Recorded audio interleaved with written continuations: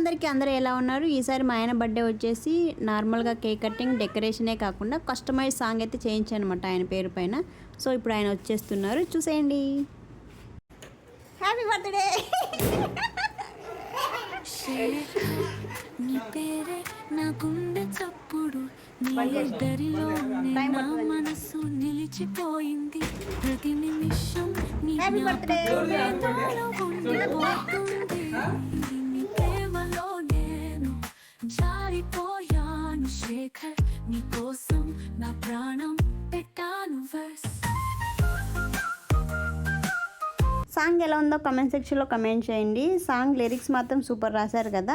Same నా inner feeling ఎలా ఉందో సేమ్ అలాగే అనిపించింది అనమాట నాకైతే.